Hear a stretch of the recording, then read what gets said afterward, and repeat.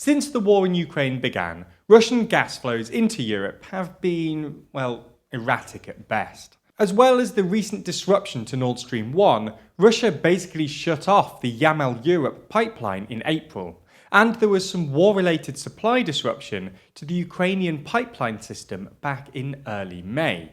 Wary of further reduction in flows, various European politicians have tentatively asked their citizenry to reduce flows, and the European Commission took this a step further on Wednesday when Ursula von der Leyen recommended that EU member states cut their energy use by 15%.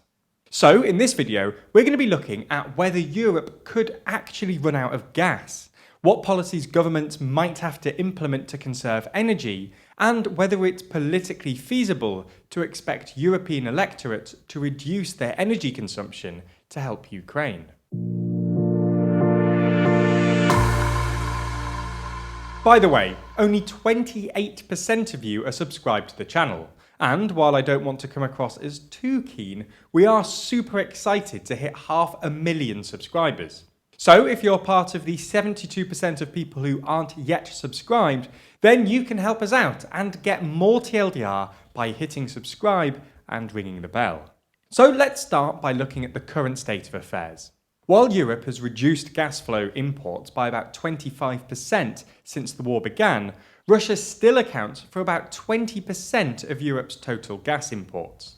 As we mentioned a second ago, over the course of the war, Russian gas flows have been remarkably unreliable, with the latest disruption coming to Nord Stream 1, the largest of the 4 pipeline systems running from Russia to mainland Europe. Gazprom reduced Nord Stream 1 flows by about 60% back in June, and flows were completely shut off a couple of weeks ago while the pipeline underwent scheduled maintenance. Now, while flows have since returned, they're still at their June lows of about 60 million cubic meters per day, about 100 MCM below the historic average. It's clear that Putin has become increasingly willing to use gas flows as a political weapon, which is why European governments have been trying their hardest to stock up for the winter, when gas demand is at its highest. European gas storage, which was until April running well below average, is now up to about 50% and basically in line with normal storage patterns. The impressive jump in storage has been partly driven by a new EU directive unanimously agreed by EU energy ministers in late June, requiring Europe's gas storage to be at least 80% full by November 2022 to make sure they can get through the winter. Some countries are better prepared than others in this respect. France, for example, has the equivalent of nearly 100 terawatt-hours of gas stored up, equivalent to about 3/4 of its total storage capacity, despite the fact that France only relies on Russia for about 20% of its gas. Austria, on the other hand, only has about 40 terawatt-hours of storage, representing about 50% of its total storage capacity, despite the fact that pre-war, Russia accounted for 100% of Austria's gas supply. Nonetheless, while storage levels have improved on earlier this year, they're still not particularly high, and European governments have realised that if Putin imposes further restrictions, Europe will be at real risk of running out of gas in the winter. This is why various European politicians have tried to persuade consumers to reduce consumption to help them increase storage. Back in March, German Vice-Chancellor Robert Habeck asked people to take shorter showers and turn their thermostats down a couple of degrees. Vonovia, the country's largest residential landlord, said it would be lowering the temperature of its tenants' gas central heating to 17 degrees between 11 p.m. and 6 a.m., while Berlin has reduced the temperature of its open-air swimming pools by 2 degrees, and Cologne has started dimming its street lighting. In France, Macron used his Bastille Day speech to tell people that we need to enter a collective logic of restraint, and that this restraint will, quote, require solidarity from our fellow citizens.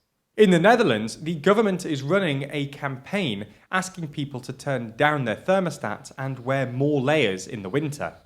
So far, however, European governments have only politely asked their citizenry to reduce consumption with friendly PR campaigns, not actually compel them to do so via legislation. This is probably because, well, history suggests that people don't like politicians telling them to reduce their energy demand. There are two cases that weigh particularly heavy on politicians' minds: the Gilets Jaunes protest in 2018 and Jimmy Carter's ill-fated attempt to get Americans to reduce their consumption way back in the 70s, which contributed to his 1981 election loss to Ronald Reagan. However, this might all change with a new European Commission proposal published on Wednesday, entitled "Save Gas for a Safe Winter." The proposal would basically do two things. First, improve energy coordination across the EU, and second, reduce gas consumption. All member states would be expected to reduce gas consumption by 15% between the 1st of August 2022 and the 31st of March 2023. The new regulations would also give the Commission the power to declare a so-called Union Alert on the security of gas supply, which would change the aforementioned target into a mandatory gas demand reduction. In other words, the European Union would have the power to force member states to cut consumption. So, is the proposal actually politically feasible? Well, for the plan to work, the European Commission will need to convince European governments, who will then need to convince their electorates. The European Commission is already having some problems on this front. So far, Spain, Greece and Portugal have all come out against the proposal, with the Spanish energy minister essentially arguing that it was unfair to expect Spain to reduce consumption in order to help countries like Germany, who made the mistake of becoming too dependent on Russian gas in the first place, and benefited economically from their energy relationship with Russia while it lasted. There's clearly a superficial parallel with the Eurozone debt crisis. In the same way that Germany told Greece it was too dependent on foreign loans, Greece is now taking its turn to lecture Germany about its dependence on Russian gas. All in all, the plan looks unlikely to pass in its current form, and the renegotiations look like they're going to be politically vicious. But even if the plan passes, will national electorates be willing to cut their gas demand by 15%? Well, first and foremost, we should say that a national reduction of about 15% doesn't mean you personally are going to have to cut your consumption by that much. It's likely that much of the reduction will fall on heavy industry, just because it's politically easier. Nonetheless, it'll probably require partial reductions from consumers, and European politicians are clearly uneasy about this. As we said before, there are two cases that come up reliably often in these debates: the Gilets Jaunes and Jimmy Carter's efforts during the oil crisis of the 1970s. However, we should say that neither of these cases definitively prove that European electorates won't sacrifice gas consumption for Ukraine. For starters, Carter's efforts were at a time when the environment was really a secondary issue, and in a country that has historically proved less responsive to environmental arguments. Second, it's worth saying that, while the Gilets Jaunes protests were triggered by a carbon tax hike, many of the protesters were actually angry about Macron's welfare and tax reforms, which reduced disposable incomes amongst the poorest 25% of households, while increasing it for the top 1%. In fact, polling at the time showed that the most important issues for protesters were low disposable income and the high tax burden, not the climate. Of the 61.5% of protesters who identified themselves in conventional left-right terms, 2/3 were of the left, and they, on average, favoured massive wealth redistribution.